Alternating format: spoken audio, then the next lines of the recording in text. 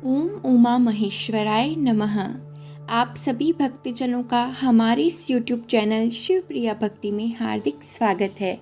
आज के इस वीडियो में हम सुनेंगे सोमवार पौराणिक व्रत कथा। एक गांव में वास्कल नामक गांव में बिंदुक नाम का एक ब्राह्मण रहता था। वह अधर्मी, दुरात्मा और महापापी था। उसकी स्त्री बहुत सुंदर थी। उसका नाम चंचला था। वह सदा उत्तम धर्म का पालन करती थी, परंतु बिंदु वैश्यागामी था। इस तरह कुकर्म करते हुए बहुत समय व्यतीत हो गया। उसकी स्त्री काम से पीड़ित होने पर भी सधर्म नाश के भय से क्लेश सहकर भी काफी समय तक धर्म भ्रष्ट नहीं हुई, परंतु आगे चलकर वह भी अपने दुराचारी पति के आचरण से प्रभावित होकर दुराचारी और अपने धर्म से विमुख हो गई। इस तरह दुराचार में डूबे हुए उन पति पत्नी का बहुत सा समय व्यर्थ बीत गया।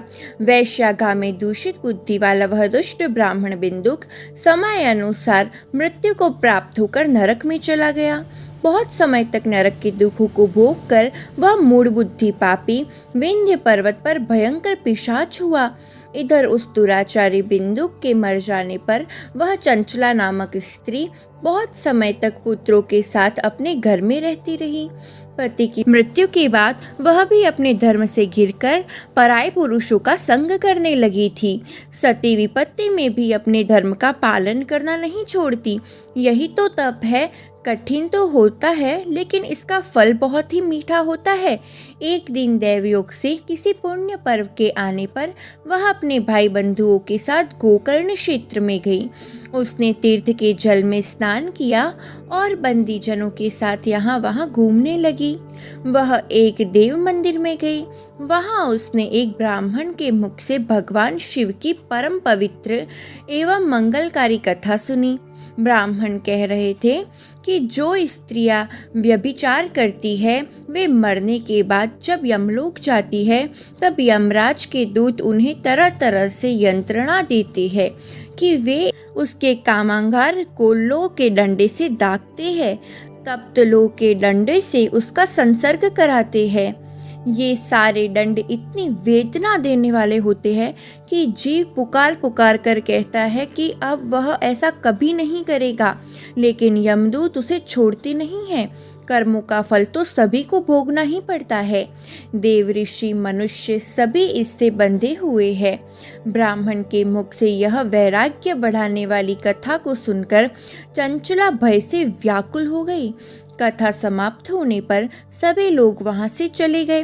तब कथा वाचने वाले ब्राह्मण देवता से चंचला ने कहा, हे ब्राह्मण, धर्म को न जानने के कारण मेरे द्वारा बहुत बड़ा दुराचार हुआ है। स्वामी, मेरे ऊपर कृपा कर मेरा उद्धार कीजिए। आपके प्रवचन को सुनकर मुझे इस संसार से वैराग्य हो गया है। मुझ मूढ़ चित्त वाली पापिनी को धिक्कार है। मैं निंदा के योग्य हूँ। मैं बुरे विषयों में फंसकर अपने धर्म से विमुख हो गई थी। कौन मुझ जैसी को मार्ग में मन लगाने वाली पापिनी का साथ देगा? जब यमदूत मेरे गले में फंदा डालकर मुझे बांध कर ले जाएंगे और नरक में मेरे शरीर के टुकड़े करेंगे, तब मैं कैसे उन महायातनाओं को सहन कर पाऊंगी? मैं सब प्रकार से नष्ट हो गई हूँ, क्योंकि अभी तक मैं हर तरह से पाप में डूबी रही हूँ। हे ब्राह्मण, आप मेरे गुरु हैं, आप ही मेरे माता पिता हैं।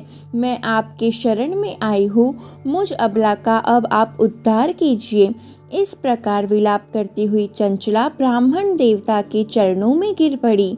तब ब्राह्मण ने उसे कृपा पूर्वक उठाया और इस प्रकार कहा, नारी, तुम सौभाग्यशाली हो जो भगवान शंकर की कृपा से तुमने वैराग्यपूर्ण यह कथा सुनी है और कथा को सुनकर समय से अपनी गलती का एहसास कर लिया है। तुम डरो मत और भगवान शिव की शरण में जाओ। उनकी परम कृपा से तुम्हारे सभी पाप नष्ट हो जाएंगे। मैं तुम्हें भगवान शिव की कथा सहित वह मार्ग बताऊंगा जिसके द्वारा तुम्हें सुख देने वाली उत्तम गति प्राप्त होगी। शिव कथा सुनने से तुम्हारी बुद्धि शुद्ध हो गई है और तुम्हें पश्चाताप हुआ है तथा मन में वैराग्य उत्पन्न हुआ है। पश्चाताप भी पाप करने वाले पापियों के लिए सबसे बड़ा प्रायश्चित है।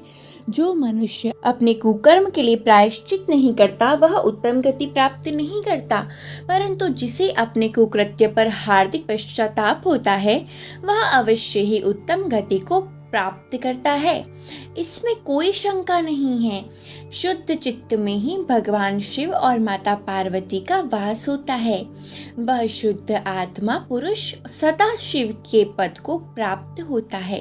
इस कथा का श्रवण सभी मनुष्यों के लिए कल्याणकारी है, अतः इसकी आराधना और सेवा करनी चाहिए। हे ब्राह्मण पत्नी, तुम अन्य विषयों से अपने मन को हटाकर भगवान शंकर की इस परम पावन कथा को सुनो। इससे तुम्हारे चित्त की शुद्धि होगी और तुम्हें मोक्ष की प्राप्ति होगी। जो मनुष्य निर्मल हृदय से भगवान शिव के चरणों का चिंतन करता है उसके एक ही जन्म में मुक्ति हो जाती है। यह कहकर वे ब्राह्मण चुप हो गए। उनका हृदय करुणा से भर गया। वे ध्यान में मग्न हो गए। ब्राह्मण का यह उपदेश सुनकर चंचला के नेत्रों में आनंद के आंसू छलक आए। वह हर्ष भरे हृदय से ब्राह्मण देवता के चरणों में गिर गई और हाथ जोड़कर बोली कि मैं कृतार्थ हो गई। हे ब्राह्मण, शिव भक्तों में श्रेष्ठ स्वामिन, आप धन्य हैं। आप परमार्थदर्शी है और सदा परोपकार में लगे रहते हैं। साधुओं, मैं नरक के समुद्र में गिर रही हूँ। कृपा करके मेरा उद्धार कीजिए। जिस पौराणिक और अमृत के समान कथा की बात आपने की है उसे सुनकर ही मेरे मन में वैराग्य उत्पन्न हुआ है। उस अमृतमय कथा को सुनने के लिए मेरे मन में बड़ी श्रद्धा हो रही है। कृपया आप मुझे उसे सुनाइए। कथा सुनने की इच्छा मन में लिए हुए चंचला उन ब्राह्मण देवता की सेवा में वहीं रहने लगी। उस गोकर्ण नामक महाक्षेत्र में उन ब्राह्मण देवता के मुख से चंचला भगवान शिव की भक्ति, ज्ञान और वैराग्य बढ़ाने वाले और मुक्ति देने वाली परम उत्तम कथा सुनकर कृतार्थ हुई। उसका चित्त शुद्ध हो गया। वह अपने हृदय में शिव के सगुण रूप का चिंतन करने लगी। वह सदैव शिव सच्चिदानंद मय स्वरूप का स्मरण करती थी। इसके बाद अपना समय पूर्ण होने पर चंचला ने बिना किसी कष्ट के अपना शरीर त्याग दिया। उसे लेने के लिए एक दिव्य विमान वहां पहुंचा। यह विमान शोभा साधनों से सजा था और शिव गणों से सुशोभित भी था। चंचला विमान से शिवपुरी पहुंची। उसके सारे पाप धुल गए। वह दिव्य रूप धारिणी दिव्यांगना हो गई थी। वह गौरांगी देवी मस्तक पर अर्धचंद्र का मुकुट और अन्य दिव्य आभूषण पहने शिवपुरी में पहुंची। वहां उसने सनातन देवता त्रिनेत्रधारी महादेव शिव को देखा। सभी देवता उनकी सेवा में भक्ति भाव से उपस्थित थे। उनकी अंग कांति करोड़ों सूर्यों के समान प्रकाशित हो रही थी। 5 मुख और हर मुख में 3-3 नेत्र थे। मस्तक पर अर्धचंद्र आकार मुकुट शोभायमान हो रहा था। कंठ में नील चिन्ह, उनके साथ में देवी गौरी विराजमान थी जो विद्युत पुंज के समान प्रकाशित हो रही थी। महादेव जी की कांति कपूर के समान गौर थी। उनके शरीर पर श्वेत वस्त्र थे तथा शरीर श्वेत भस्म से युक्त था। इस प्रकार भगवान शिव के परम उज्जवल रूप के दर्शन कर चंचला बहुत ही प्रसन्न हो गई। उसने भगवान को बारंबार प्रणाम किया और हाथ जोड़कर प्रेम, आनंद और संतोष से युक्त होकर विनीत भाव से खड़ी हो गई। उसके नेत्रों से आनंद के आंसुओं की धारा बहने लगी। भगवान शंकर और भगवती गौरी उमा ने करुणा के साथ सौम्य दृष्टि से देखकर चंचला को अपने पास बुलाया। गौरी उमा ने उसे प्रेम पूर्वक अपनी सखी बना लिया। चंचला सुखपूर्वक भगवान शिव के धाम में उमा देवी की सखी के रूप में निवास करने लगी। एक दिन चंचला आनंद में मग्न उमा देवी के पास गई और दोनों हाथ जोड़कर उनकी इस स्तुति को करने लगी। हे गिरिराज नंदिनी स्कंद माता उमा, आप सभी मनुष्यों एवं देवताओं द्वारा पूजित तथा समस्त सुखों को देने वाली है। आप शंभु प्रिया है, आप ही सगुणा और निर्गुणा हैं। हे सच्चिदानंद स्वरूपा, आप ही प्रकृति की पोषक है। हे माता, आप ही संसार की सृष्टि, पालन और संहार करने वाली है। इस प्रकार सद्गति प्राप्त चंचला देवी की स्तुति कर शांत हो गई। उसकी आंखों में प्रेम के अश्रु उमड़ आए। तब शंकर प्रिया भक्त वत्सला उमा देवी ने बड़े प्रेम से चंचला को चुप कराते हुए कहा कि सखी चंचला, मैं तुम्हारी इस स्तुति से प्रसन्न हूँ। बोलो, क्या वर मांगती हो? तब चंचला बोली, हे गिरिराज कुमारी, मेरे पति बिंदु इस समय कहाँ हैं? उनकी स्थिति कैसी है, मुझे बताइए और कुछ उपाय कीजिए ताकि हम फिर से मिल सके। हे महादेवी, मेरे पति एक शूद्र जाति वैश्या के प्रति आसक्त थे और पाप में ही डूबे रहते थे। गिरजा बोली, बेटी, तुम्हारा पति बिंदुक पापी था, उसका अंत बड़ा भयानक हुआ। वैश्या का उपभोग करने के कारण वह मूर्ख नरक में अनेक वर्षों तक अनेक प्रकार के दुख भोग कर अब शेष पाप को भोगने के लिए विंध्य पर्वत पर पिशाच की योनि में रह रहा है और वह दुष्ट वहीं वायु पीकर रहता है और सब प्रकार के कष्ट सहता है। गौरी देवी की यह बात सुनकर चंचला अत्यंत दुखी हो गई। फिर मन को किसी तरह स्थिर करती हुई दुखी हृदय से माँ गौरी से उसने एक बार फिर पूछा, हे महादेवी, मुझ पर कृपा कीजिए और मेरे पापी पति का अब उद्धार कीजिए। कृपा करके मुझे वह उपाय बताइए जिससे मेरे पति को उत्तम गति की प्राप्ति हो सके। महादेवी ने कहा, यदि तुम्हारा पति भगवान शिव की पुण्यमय उत्तम कथा सुने तो वह इस दुर्गति को पार करके सद्गति का भागी हो सकता है। अमृत की समान मधुर गौरी देवी के यह वचन सुनकर चंचला ने दोनों हाथ जोड़कर मस्तक झुकाकर उन्हें बारंबार प्रणाम किया और प्रार्थना की कि मेरे पति को भगवान शिव की कथा सुनाने की व्यवस्था कीजिए। ब्राह्मण पत्नी चंचला के बार बार प्रार्थना करने पर शिव प्रिया गौरी देवी ने भगवान शिव की महिमा का गान करने वाले गंधर्व राज तुमरु को बुलाकर कहा, तुमरु, तुम्हारी भगवान शिव में प्रीति है। तुम मेरे मन की सभी बातें जानकर मेरे कार्यों को सिद्ध करते हो। तुम मेरी इस सखी के साथ विंध्य पर्वत पर जाओ। वहाँ एक महाघोर और भयंकर पिशाच रहता है। पूर्व जन्म में वह पिशाच बिंदुक नामक ब्राह्मण मेरी इस सखी चंचला का पति था। वह वैश्यागामी हो गया था। वह स्नान, संध्या आदि नित्य कर्म छोड़कर अपवित्र रहने लगा। क्रोध के कारण उसकी बुद्धि भी भ्रष्ट हो गई थी। दुर्जनों से उसकी मित्रता तथा सज्जनों से द्वेष बढ़ गया था। वह अस्त्र शस्त्र से हिंसा करता, लोगों को सताता और उनके घरों में आग लगा देता था। चांडालों से दोस्ती करता और वह रोज वैश्या के पास जाता था। पत्नी को त्याग कर दुष्ट लोगों से दोस्ती कर कर उन्हीं के संपर्क में रहता था। वह मृत्यु तक दुराचार में फंसा रहा। मृत्यु के बाद उसे पापियों के भोग स्थान यमपुरी में ले गए। वहां घोर नरकों को सहकर इस समय वह विंध्य पर्वत पर पिशाच बनकर रह रहा है और पापों का फल भोग रहा है। तुम उसके सामने परम पुण्यमय पापों का नाश करने वाली भगवान शिव की दिव्य कथा का प्रवचन करो। इस कथा के सुनने से उसका हृदय सभी पापों से मुक्त होकर शुद्ध हो जाएगा और वह प्रेत योनि से मुक्त हो जाएगा। दुर्गति मुक्त होने पर उस बिंदुक नामक पिशाच को तुम विमान पर बिठाकर भगवान शिव के पास ले आना। माँ उमा का आदेश पाकर गंधर्व राज तुमरु प्रसन्नता पूर्वक अपने भाग्य की सराहना करते हुए चंचला को साथ लेकर विमान से पिशाच के निवास स्थान पर पहुंचा। वहां विशाल आकृति वाले पिशाच को देखा। उसका शरीर बहुत ही विशाल था, उसकी ठोड़ी बड़ी थी, वह कभी हंसता, कभी रोता, कभी उछलता था। महाबली तुमरू ने बिंदुक नामक पिशाच को पाशु से बांध लिया। उसके पश्चात तुमरू ने कथा बाजने के लिए स्थान तलाश कर मंडप की रचना की। शीघ्र ही इस बात का पता लोगों को चल गया कि एक पिशाच के उद्धार हेतु देवी पार्वती की आज्ञा से तुमरू भगवान शिव की कथा सुनाने विंध्य पर्वत पर आया है। उस कथा को सुनने के लोभ से बहुत से देवर्षि वहां पहुंच गए। सभी को आदर पूर्वक स्थान दिया गया। पिशाच बिंदुक को पासों में बांधकर आसन पर बिठाया गया और तब तुमरू ने परम उत्तम भगवान शिव की अमृत कथा का गान शुरू किया, जिससे सभी श्रोता कृतार्थ हो गए।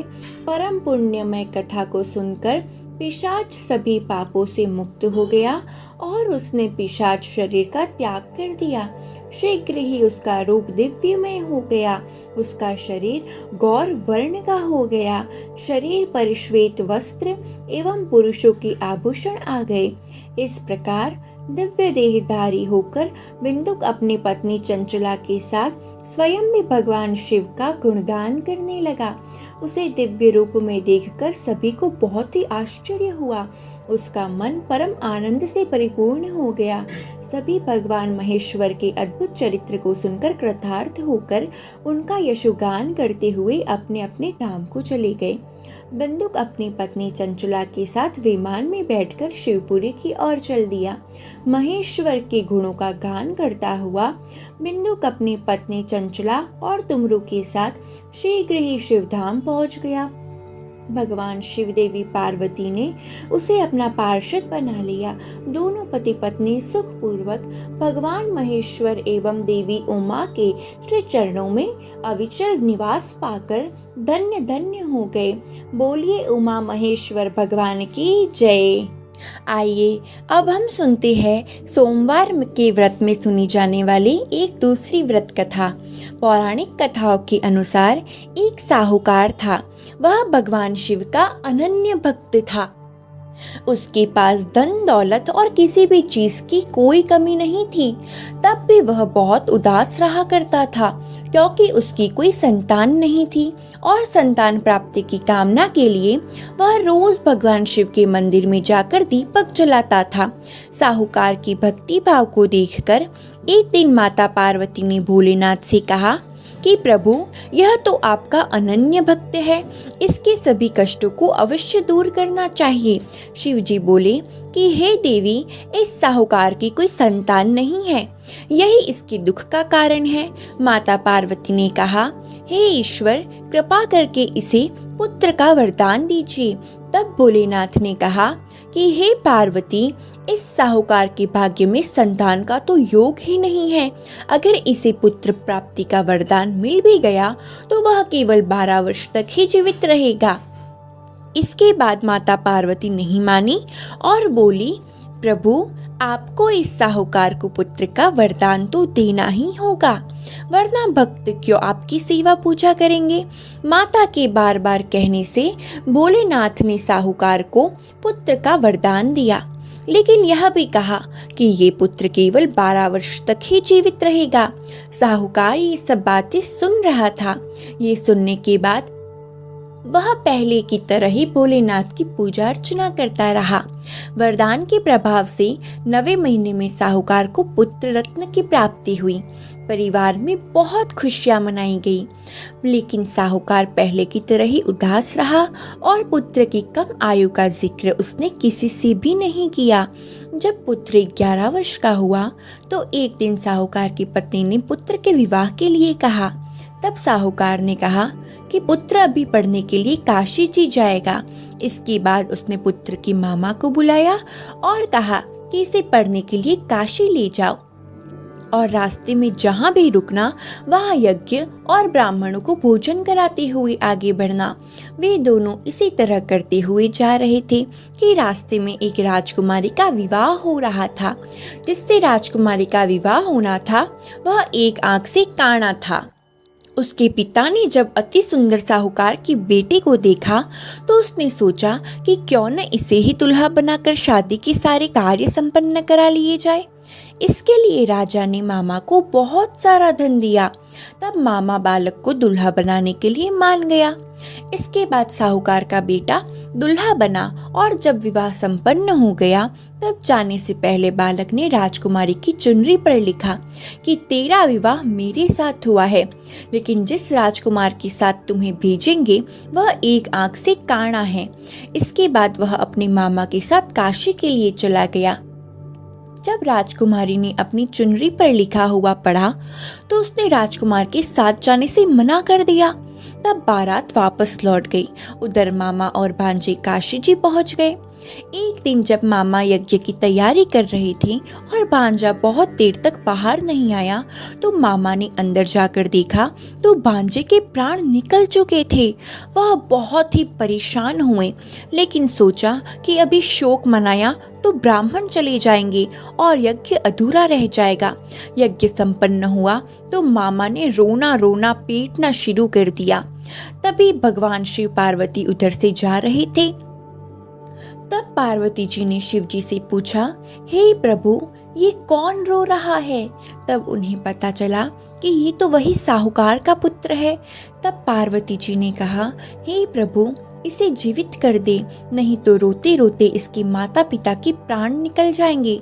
तब भोलेनाथ ने माता पार्वती से कहा कि इसकी आयु इतनी ही थी देवी, लेकिन माँ के बार बार आग्रह करने पर भोलेनाथ ने उसे जीवित कर दिया।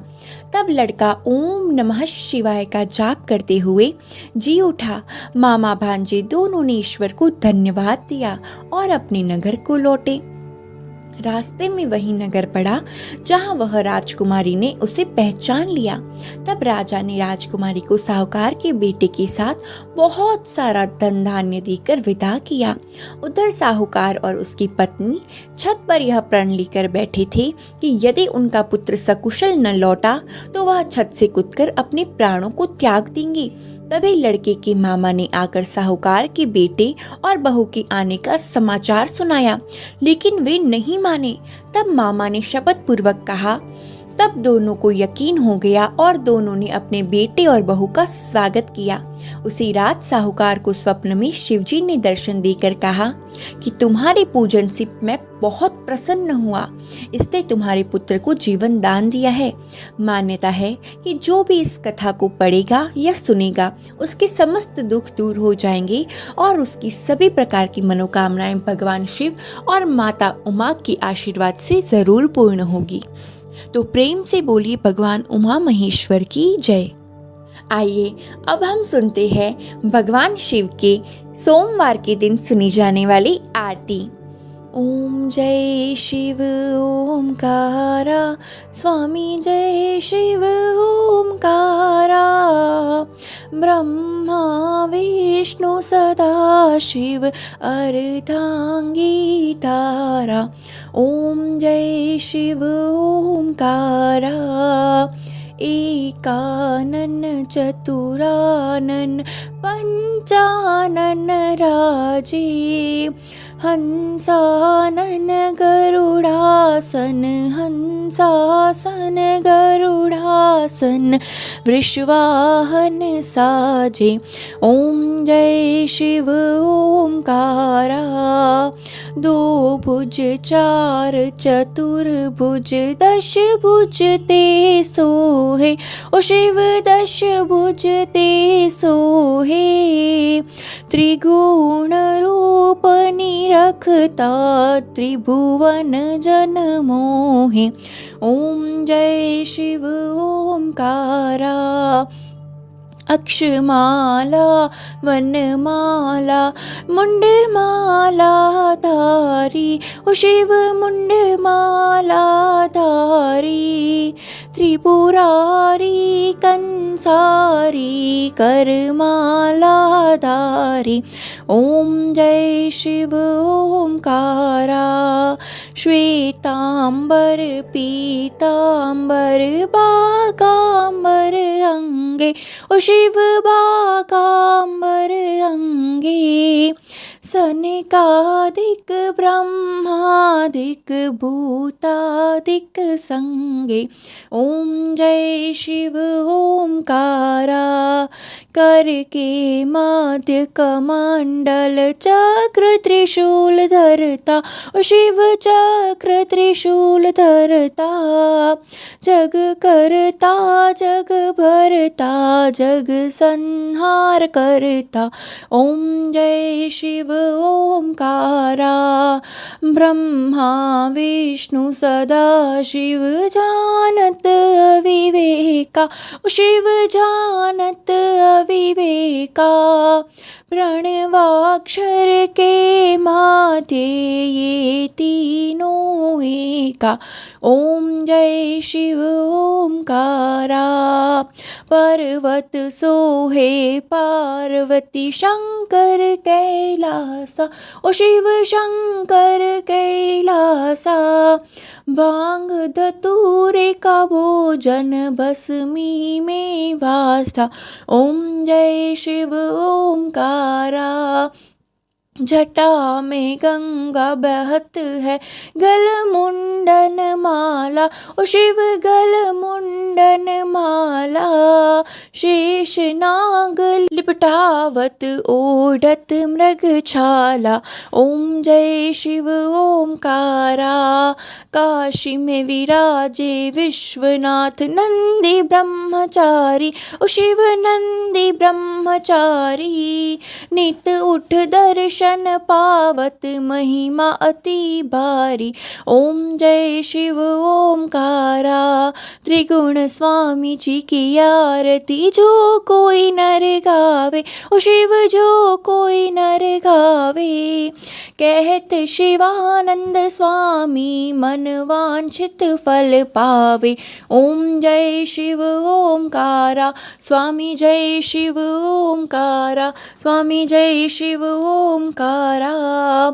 कर्पूर गौरम करुणावतारम संसार सारम भुजगेन्द्रहारम सदा वसंतं हृदयारविंदे भवं भवानी सहितं नमामि। मंगलम भगवान शंभु मंगलम वृषभध्वज मंगलम पार्वतीनाथो मंगलाय तनोहरि। सर्वमंगल मांगल्ये शिवे सर्वार्थ साधिके शरण्ये त्र्यंबके गौरी नारायणी नमोस्तुते नारायणी नमोस्तुते। नमः पार्वती पति पते हर हर महादेव हर। शिवम करोति कल्याणम। तो ये थी आज के वीडियो की संपूर्ण जानकारी। अगर वीडियो अच्छी लगी हो तो वीडियो को लाइक शेयर एंड हमारे चैनल को सब्सक्राइब ज़रूर कीजिएगा। जय श्री महाकाल।